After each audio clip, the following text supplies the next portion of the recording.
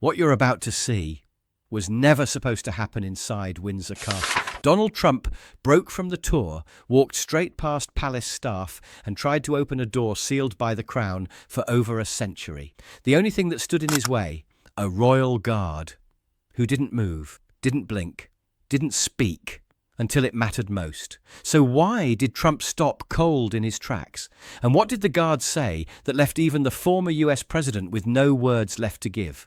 This moment didn't just test protocols, it tested the limits of ego versus duty. Watch closely, because when the guard finally moves, you'll feel the shift in your chest.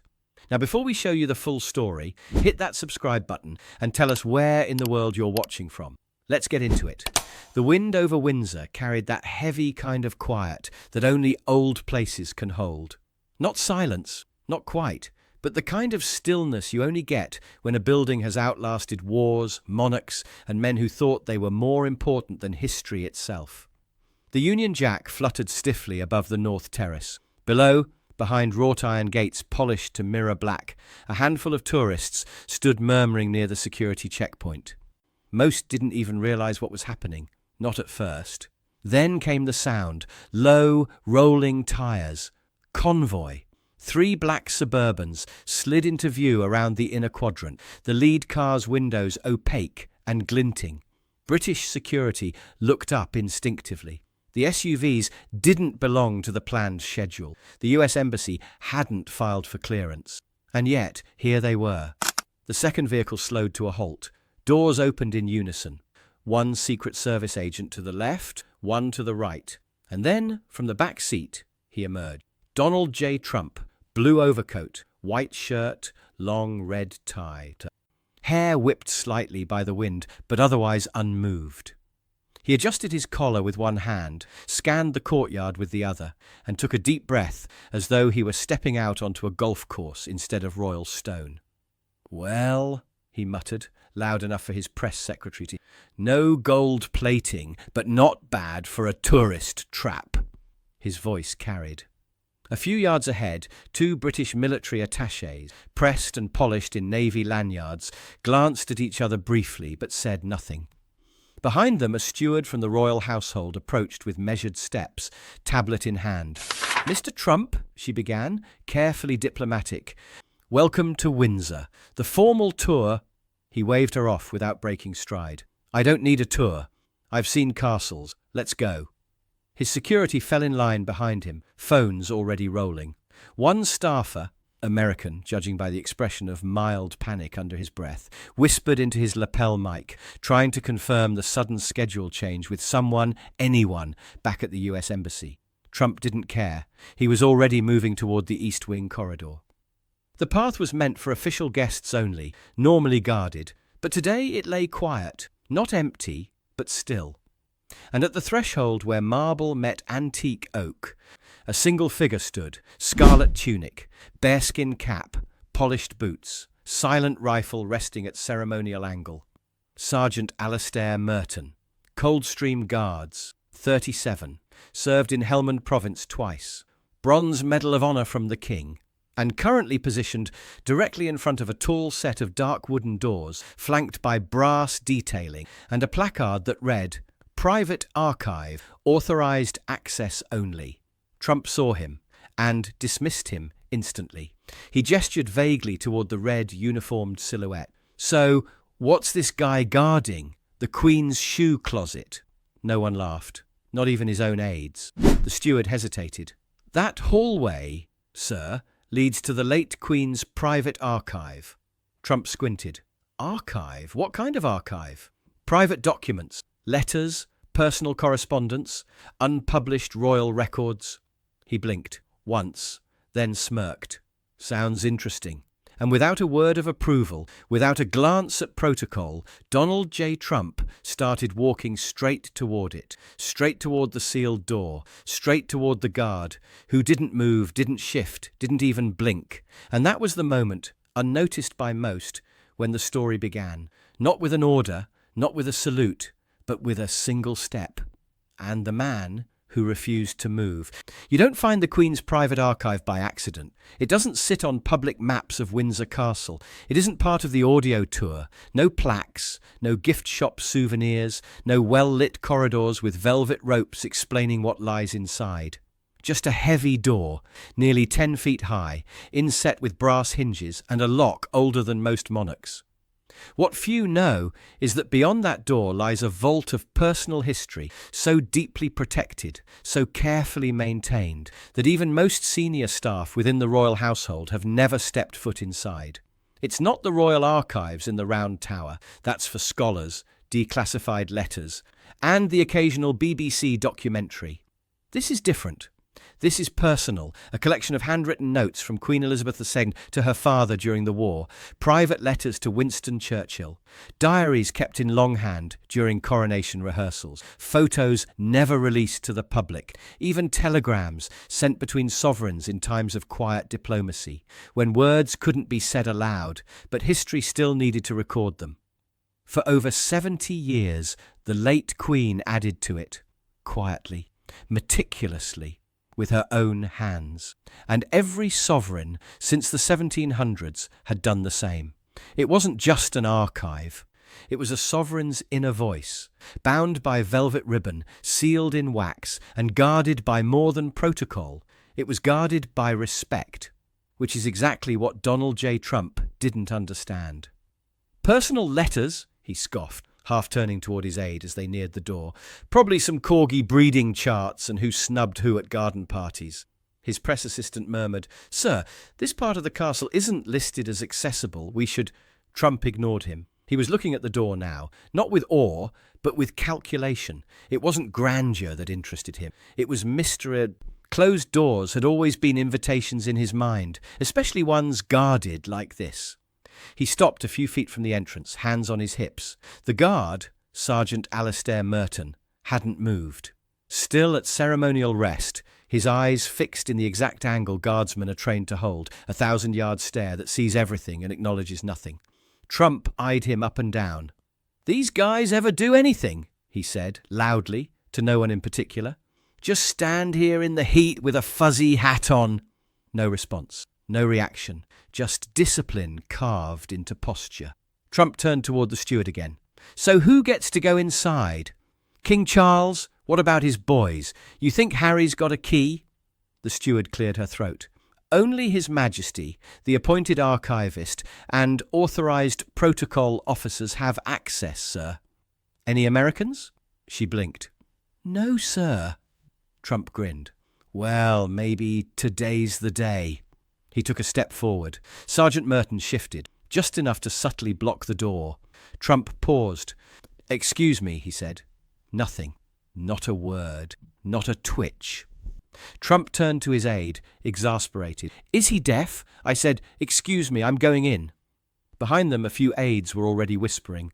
A staffer near the hallway entrance silently pulled out his phone and began recording discreetly. Something about the air had changed, like the temperature had dropped. Trump leaned slightly forward, eyes narrowing. "This a joke?" Still nothing. Just a man in scarlet red standing in front of a door no one passes without permission.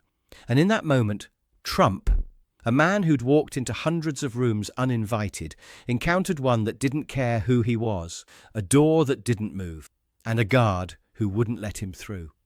The hallway narrowed near the archive entrance, framed by thick stone archways that had held their shape for centuries. Above the guard's head, a solitary iron sconce flickered gently, the only real movement in a corridor built for silence. Trump exhaled sharply through his nose. The grin had started to fade. He took another step forward. The steward, still holding her tablet like a shield, tried again.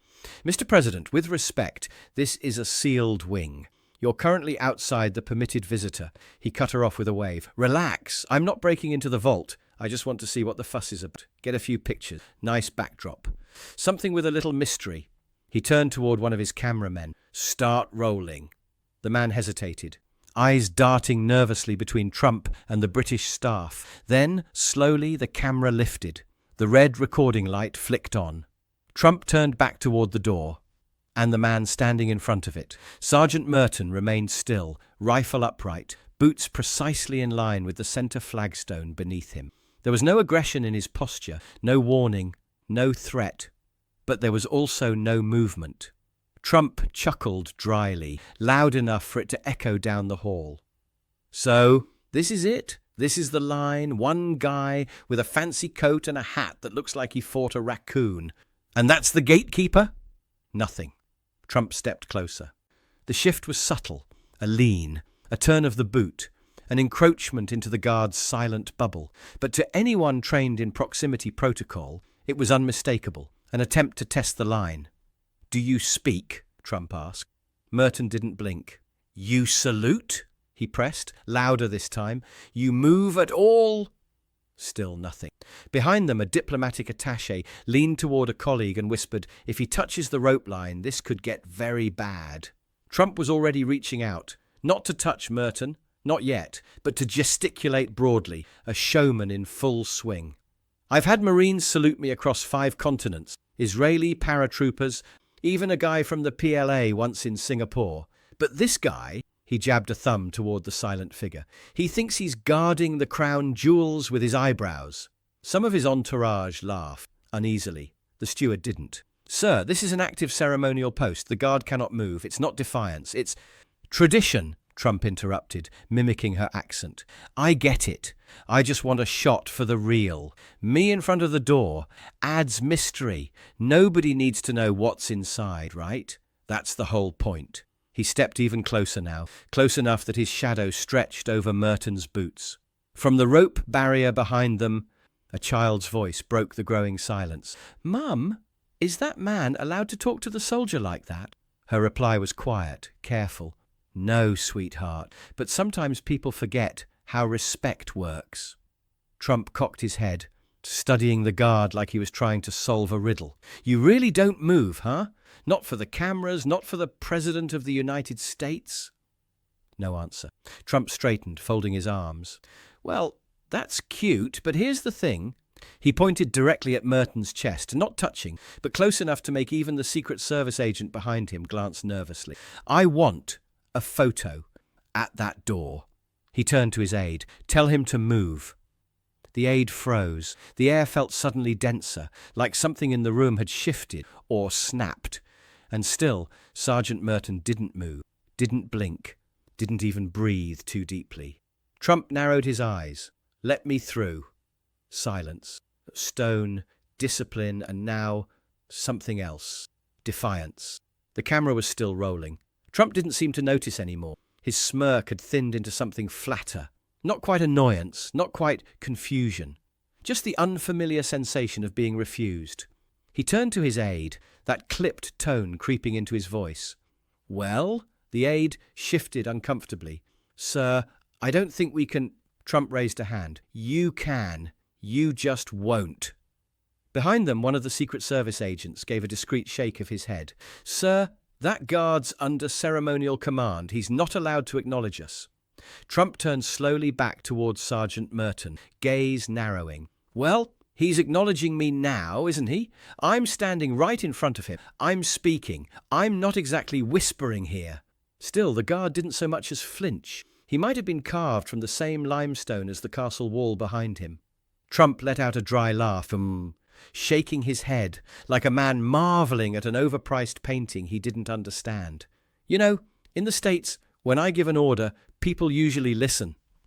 He took another step forward, close now, within the personal space bubble that tourists are trained never to cross. His shoe scuffed slightly against the rope barrier as he leaned in, not touching, but violating the air. "You standing there because someone told you to? Or because you think it makes you important?" Nothing. No flicker, no shift in posture. Just eyes locked at ceremonial middle distance, spine like steel. "Unbelievable," Trump muttered. A whole country built on tea and obedience. Behind them, the atmosphere had changed. A quiet had taken over the corridor. Not the quiet of respect, the quiet of tension, the kind of hush that settles just before something snaps, or, more dangerously, before something doesn't. Tourists had begun to gather in the hallway arch. Not many, maybe a dozen, but enough. Phones were up, screens glowing. A slow ripple of awareness passed through them. That strange energy of shared recognition. Something was happening, and no one quite knew where it would go. A man in his 60s, sharply dressed in a blazer with a red poppy on the lapel, watched intently. His arms were folded, eyes narrowed, not in disapproval, but in remembrance, like he'd seen standoffs like this before, just in different uniforms and far hotter weather. Next to him, a little girl whispered, "Why doesn't the soldier say something?" Her mother answered in the soft, deliberate voice of someone trying to teach and protect at the same time. "Because his job isn't to respond, darling. It's to stand." Trump turned toward the crowd now, gesturing dramatically. "Can you believe this? I just wanted a look inside. A little peek. Big deal. You'd think I was asking for the crown jewels." He looked back at the guard. "You like this, don't you?" he said, quieter now, the edges of performance peeling away. Standing there, making a point. Stillness, no blink, no breath, just the weight of centuries behind a single unmoving man. Trump stepped back half a pace, threw his arms up in mock surrender. "All right, fine. He wants to play statue, let him." He turned toward the camera, that familiar smirk sliding back into place. "We'll go around. No need to ruin the guy's big moment." But something in the smirk didn't reach his eyes. Something behind it wasn't playing anymore, because the moment he tried to laugh off the silence, he realized the crowd wasn't laughing with him. They weren't looking at him at all. They were looking at the guard, and the only thing more powerful than command was someone who didn't need to acknowledge it. Sergeant Alistair Merton had been standing still long before they ever issued him a red tunic. Before Windsor, before the bearskin hat, before tourists whispered in awe and diplomats tested boundaries. His stillness was forged far from stone archway and silver corridors. It was born in heat, the dry, soul-thick kind that clings to your skin and turns your lungs to sand. Helmand Province, twice. The first time he was 24. A lance corporal assigned to route security for humanitarian convoys. His unit operated along Highway 601, a blistered thread of tarmac that cut through poppy fields and whispered death with every turn. There were no cameras there, no tourists, just dirt, dust, and the sound of wheels that might trigger a mine with every revolution. He once spent 6 straight hours, pinned under fire behind a crumbling culvert, guarding a convoy of civilian aid workers who had taken the wrong exit by half a kilometre. No air support, no backup, just Merton, his rifle, and the quiet hum of enemy patience. He didn't fire a single shot, didn't move, didn't panic. He held. When the mortar finally struck, just 20 yards from his position, the concussive wave knocked his helmet clean off and filled his ears with a sound like splitting stone. His right arm was torn open by shrapnel. He bled badly, but he didn't abandon his post. He didn't leave the corridor. He held. The medics later called it suicidal composure. His citation, signed by the Joint Commander, called it an exceptional display of silent resolve under unbroken pressure. But Merton never spoke of it. Not once, not to his mates, not even to his sister, who received the blood-stained field note he'd written in case he didn't make it back. Because silence for him wasn't a reaction. It was a choice. Years later, when he earned his ceremonial placement at Windsor, when he stepped into the long red tradition that his father once wore outside the gates of Sandringham, Merton didn't see it as a demotion. He saw it as guarding something that couldn't be replaced. Not convoys, but legacy.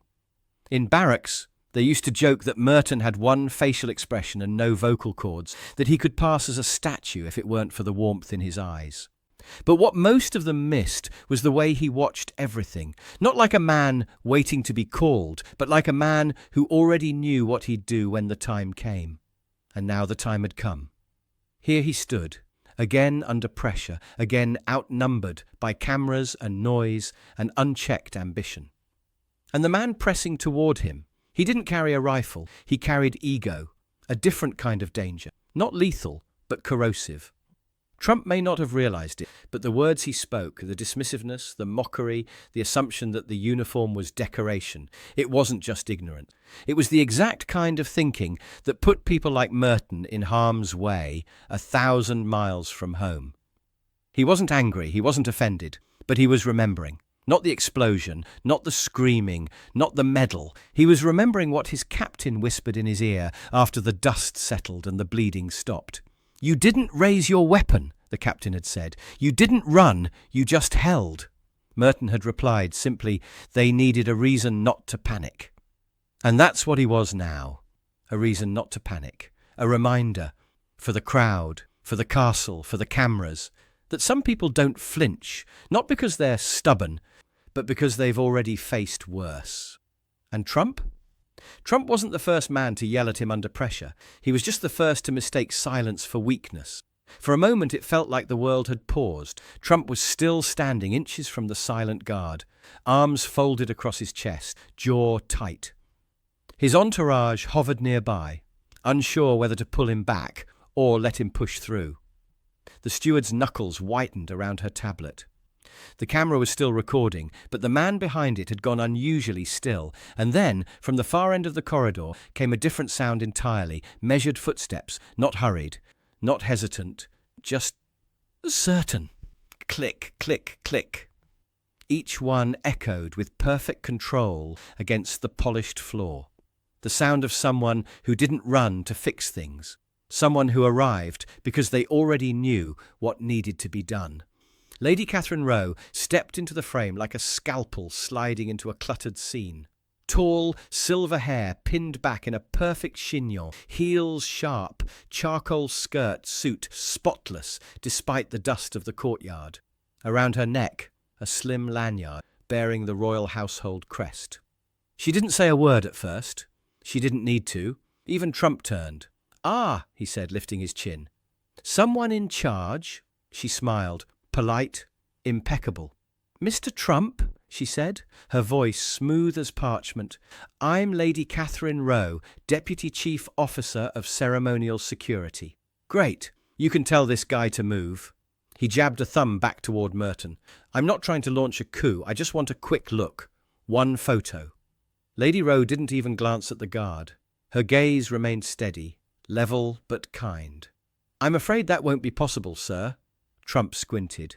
"Why not? You think I'm going to steal a diary?" "The private archive is sealed by sovereign order. Entry is restricted to individuals appointed by the Crown." "I've met the Crown," Trump smirked. "Lovely lady. Told her once she should digitize this place. I was half joking." "I'm sure Her Majesty appreciated the suggestion," Rowe replied, coolly. The humour didn't land. Trump's expression tightened. "Look, Lady Catherine, can I call you that?" "I'd prefer ma'am, if it's all the same." He exhaled through his nose. "Ma'am, I'm not asking for the nuclear codes. I just want one good background photo, something iconic. I've taken pictures in the Kremlin, the Vatican, Mar-a-Lago. Why not Windsor?" Rowe blinked once. "Windsor is not a stage, sir. And those doors," she nodded toward the archive, "do not open for spectacle." Trump glanced again toward Merton, still silent, still immovable. "This guy's making it into a spectacle," he muttered. "No," she said gently. "You are." The words weren't sharp. They weren't cruel, but they hit harder than any insult. Trump tried to rally. "So that's it? A photo is too much to ask, even for a former head of state?" Lady Rowe straightened her back, though she was already perfectly upright. "Respectfully, sir, your status has never been in question, but neither has ours." There it was, the line, not shouted, not drawn in chalk. Just spoken and final. Trump opened his mouth again, then paused. Something about her presence, the stillness in her, the way she held the space, reminded him of a different kind of power, not elected, not performative, institutional, immune to pressure, untouched by flashbulbs. His aide leaned in toward him, whispering something urgent. The exact words were lost in the air, but the meaning was clear. This wasn't going away, and the man still blocking the door wasn't bluffing. Trump took a small step back.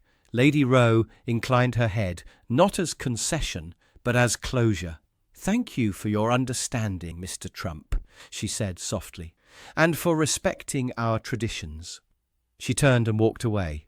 Click, click, click. The sound of order, resuming its place.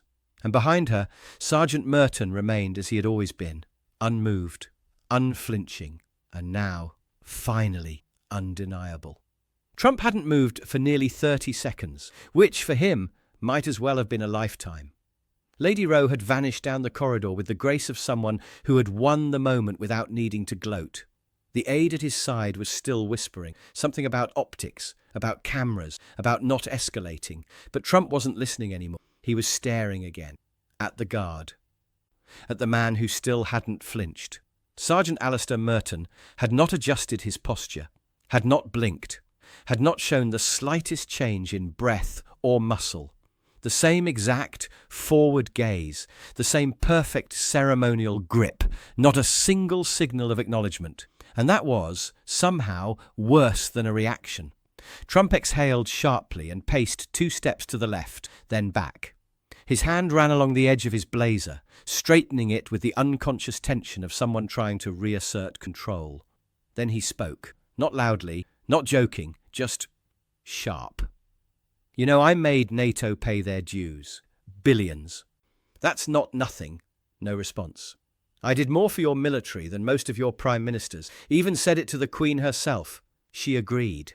Still nothing. "You think you're standing up to me," he said. "You're not. You're just playing dress-up in front of a locked door." A flicker of movement in the crowd, a collective inhale.